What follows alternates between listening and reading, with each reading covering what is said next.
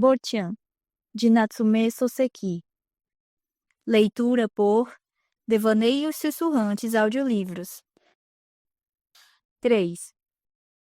Finalmente chegou o dia de ir à escola. Senti certa estranheza quando entrei na sala de aula pela primeira vez e subi no estrado. Enquanto ministrava a aula, refletia como alguém como eu poderia trabalhar como professor. Os alunos eram barulhentos. Por vezes, uma voz excepcionalmente alta chamava professor. Eu respondia ao ser invocado assim. Até aquele momento, na escola de física, diariamente eu chamava professor, professor. Mas havia uma imensa diferença entre chamar e ser chamado dessa forma. Isso me deixava nervoso até a sola dos pés. Não sou pusilânime nem covarde, mas infelizmente me falta a audácia.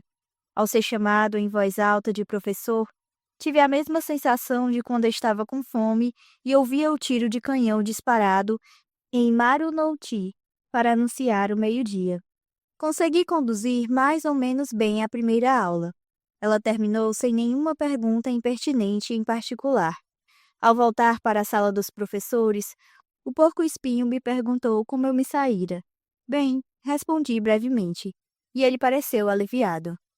Ao deixar a sala dos professores com o giz na mão para a segunda aula, tive a impressão de estar penetrando em território inimigo.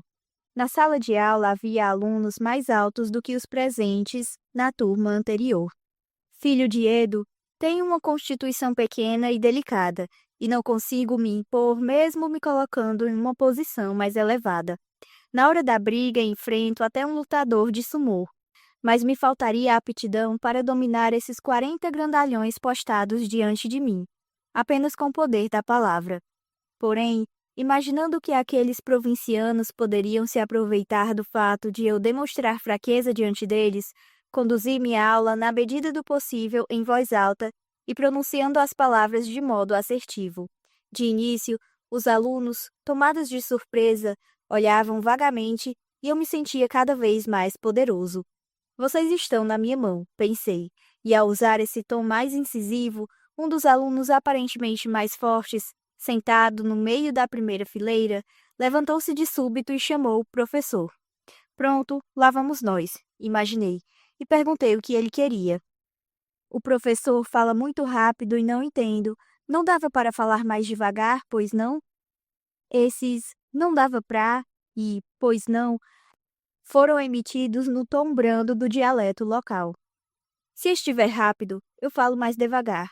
Mas como sou natural de Edo e não falo seu dialeto, caso não entendam, terão de ter paciência até se acostumarem com meu jeito de falar. Respondi.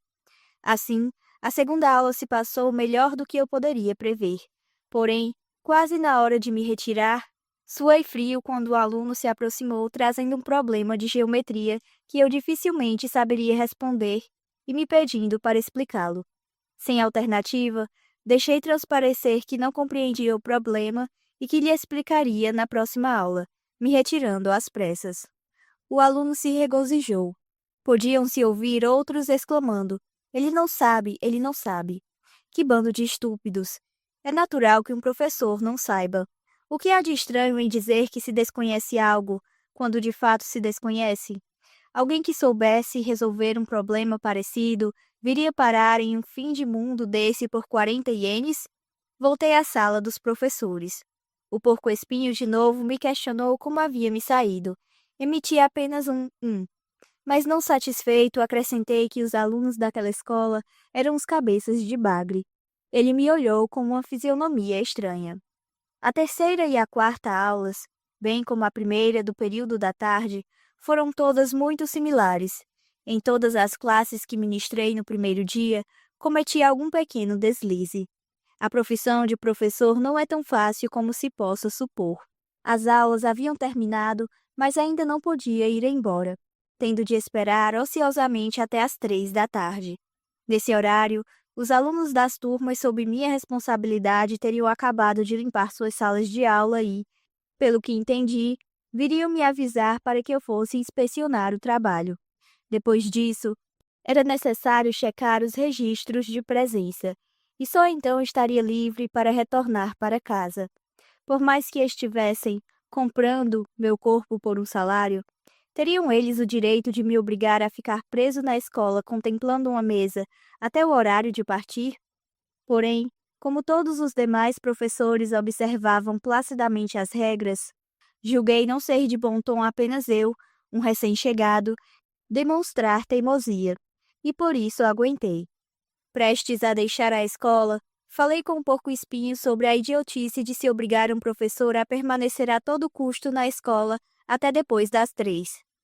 Ele concordou soltando uma gargalhada, mas em seguida se manteve circunspecto e me lançou em tom de conselho. Você não deve sair por aí se queixando da escola. Quando houver algo, fale apenas comigo. Há pessoas muito estranhas ao nosso redor. Como nos separamos no cruzamento seguinte, faltou-me tempo para indagar detalhes. Ao voltar para casa, o dono me recepcionou propondo tomarmos chá. Entendi isso como um convite da parte dele, mas na realidade ele preparou e bebeu sem cerimônias do meu próprio chá.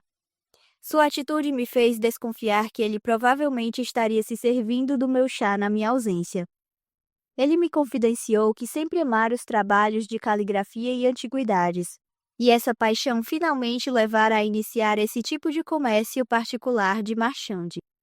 Você também me parece alguém de gosto muito sofisticado. Que acha de começar essa atividade como passatempo? Propôs disparatadamente. 2 anos antes, quando eu fora realizar uma incumbência para certa pessoa no Hotel Imperial, fui confundido com um chaveiro. Em outra ocasião, quando, com a cabeça coberta, visitava o grande Buda de Kamakura, um puxador de rickshaw se equivocou achando que eu era um dos seus patrões.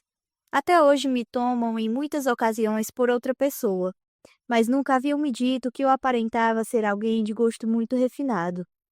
Em geral, é possível perceber pessoas finas pelas vestimentas e pela aparência.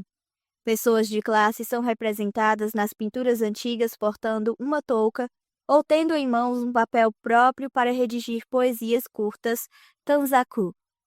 Alguém que com seriedade me chama de refinado não passa de um falso.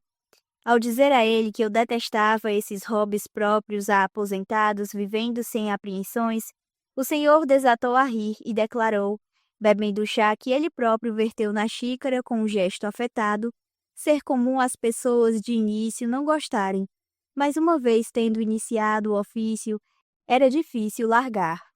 Na realidade, na noite anterior, eu lhe pedira para comprar chá, mas ele trouxe um tão amargo e forte que me desagradou. Sinto que meu estômago se revoltaria se bebesse uma única xícara dele. Pedi-lhe que da próxima vez não comprasse um tão amargo, e ele, assentindo, verteu na xícara todo o chá restante do bule e o bebeu. O sujeito tomava à revelia o chá dos outros. Depois de o dono se retirar do quarto, preparei o material das aulas do dia seguinte e fui dormir. Depois disso, eu ia à escola diariamente e trabalhava seguindo as normas. Todo dia, ao voltar, o dono me recebia com a proposta de tomarmos chá juntos. Após uma semana, eu havia assimilado a rotina da escola e compreendi também o temperamento do casal de proprietários da pensão. Segundo o que me confidenciou outro professor, costumava demorar de uma semana a um mês após o recebimento do documento de nomeação para saber se a reputação do professor entre os alunos era boa ou ruim. Mas apesar de ser essa, em geral, uma razão de extrema preocupação entre os docentes, eu próprio não sentia nenhum tipo de apreensão em especial. Na sala de aula, sentia-me mal apenas no momento em que cometia uma falha, mas bastava uma meia hora para essa sensação se dissipar.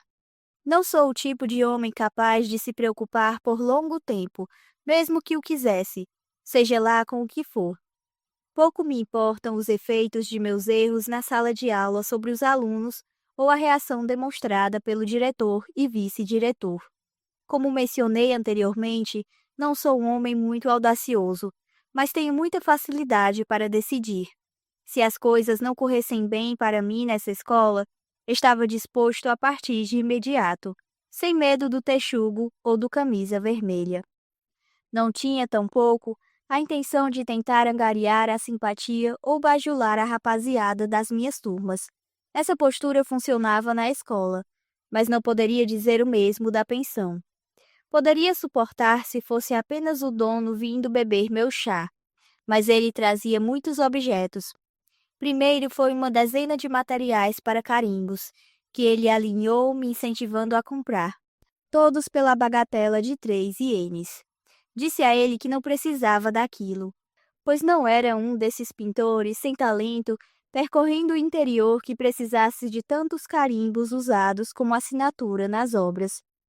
Depois trouxe uma pintura em tecido representando flores e pássaros de um tal Kazan, ou nome semelhante.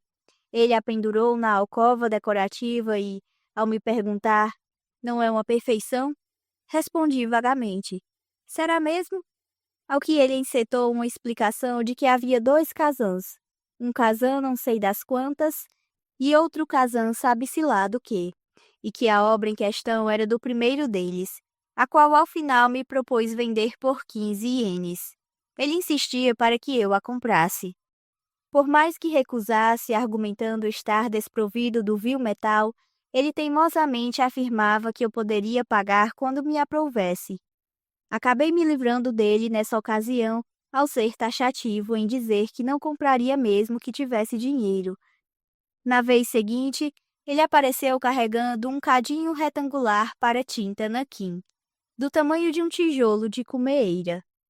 Este é um tanquê, disse, e continuou tanqueando 2 ou 3 vezes, e eu, jocosamente, lhe perguntei o que significava tanquê, o que deu início a uma imediata preleção.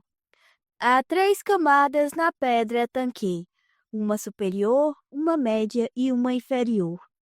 Muitos cadinhos tanquê provei hoje de pedras da camada superior, mas este é sem dúvida da camada média. Veja bem estas manchas naturais, semelhantes a olhos. É raro encontrarmos 3 delas, como neste. Experimente roçar o bastonete para elas e constatará a condição excepcional da tinta produzida. E pôs diante de meus olhos o grande cadinho. Perguntei-lhe o preço, e ele me explicou que o proprietário trouxera diretamente da China e queria vendê-lo a qualquer custo, sendo o valor de 30 ienes pela peça uma verdadeira pechincha. Não há dúvidas de que o dono da pensão era um energúmeno. Aparentemente eu teria problemas em me adaptar ao trabalho da escola, mas não suportaria muito tempo mais os ataques desse marchande de antiguidades. Pouco tempo depois comecei a detestar a escola. Certa noite, quando passeava por um local chamado Omati, vi no prédio vizinho ao dos Correios uma placa onde estava escrito Lamen, e embaixo uma nota acrescentava: a moda de Tóquio. Adoro macarrão. Mesmo quando estava em Tóquio, bastava passar em frente a um restaurante especializado para sentir vontade de entrar assim que sentia o aroma dos condimentos. As voltas com a matemática e as antiguidades, esquecera até o momento do macarrão. Mas vendo a placa não seria capaz de simplesmente seguir adiante. Já que estamos aqui, vamos comer, pensei, e entrei no restaurante. Não era exatamente como estava escrito na placa. Se eles desejassem dar ao ambiente um clima de Tóquio, deveriam deixá-lo um pouco mais limpo, já que estava uma imundície, seja por não conhecerem Tóquio ou por não terem dinheiro. Os tatames perderam a cor e, ainda por cima, estavam cobertos por uma camada de pó que os deixava ásperos. As paredes estavam enegrecidas de fuligem. Enfarruscado com o negror emanado da lamparina de querosene, o teto era tão baixo que os clientes, por reflexo, contraíam a cabeça.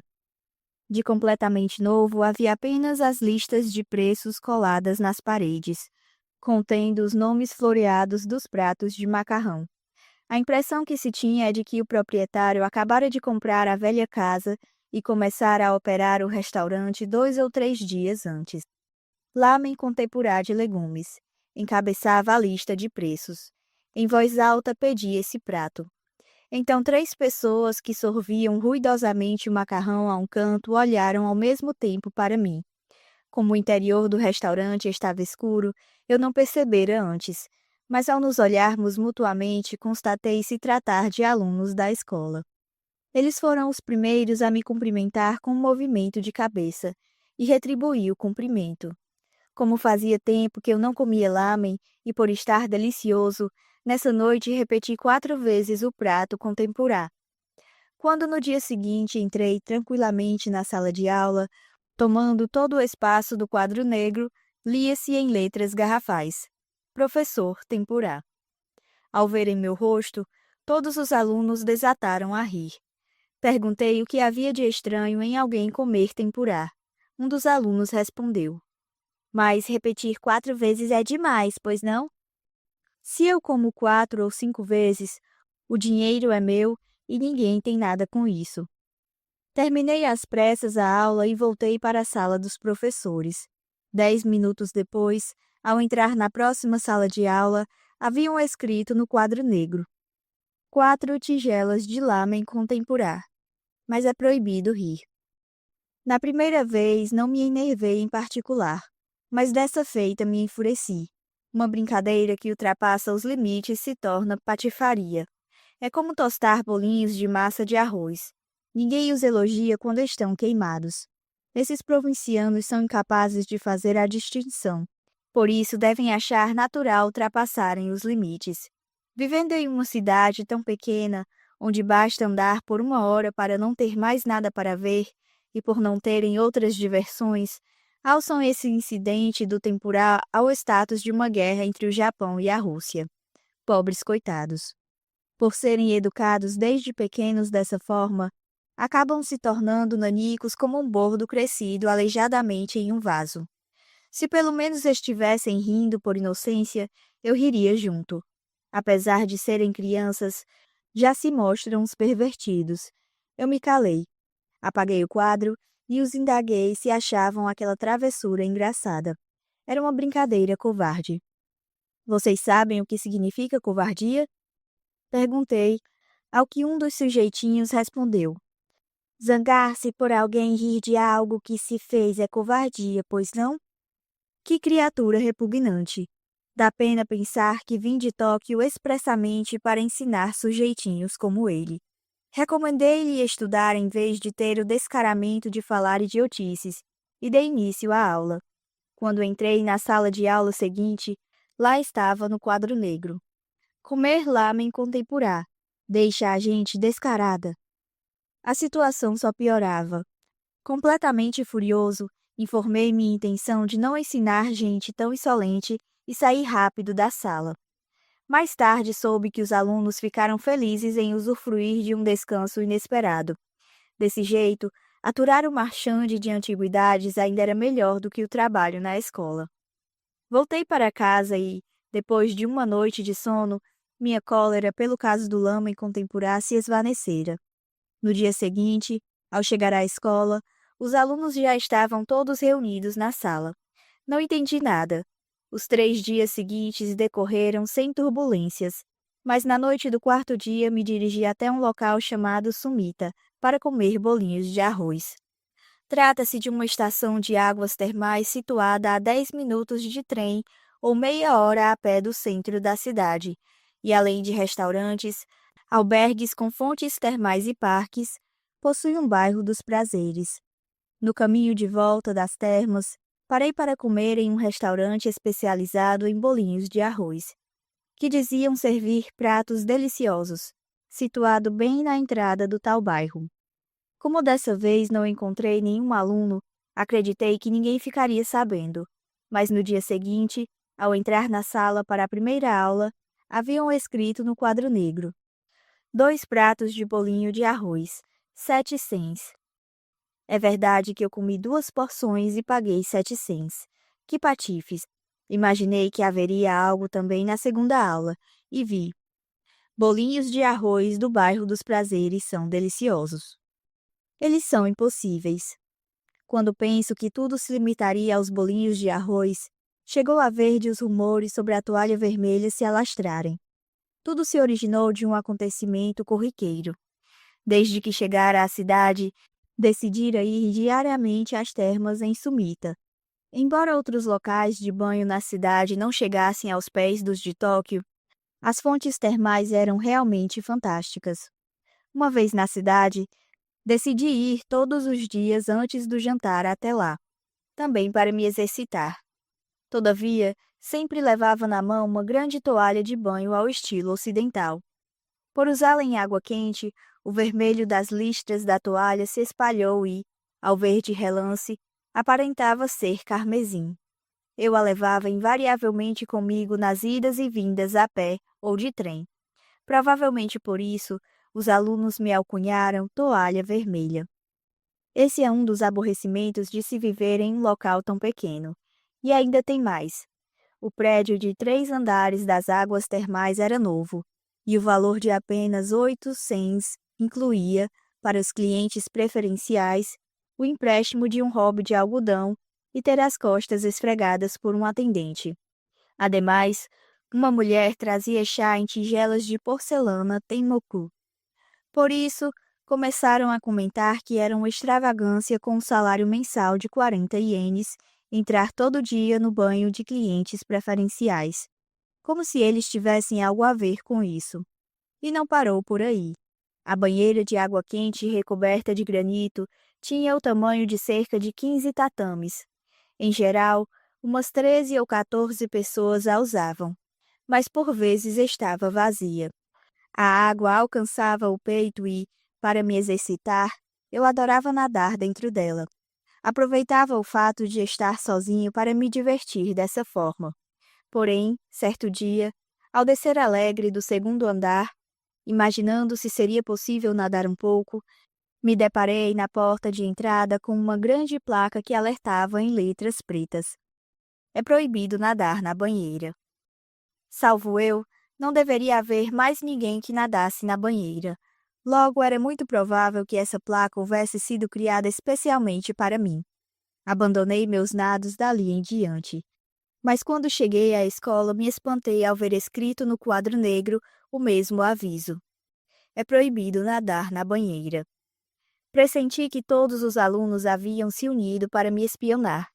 O que quer que eles dissessem ou pensassem em fazer, eu não tentaria impedi-los. Mas me senti deprimido por ter vindo parar em uma cidade tão minúscula e sufocante. E, se não bastasse, ao voltar para casa sofria como sempre os ataques do marchand de antiguidades.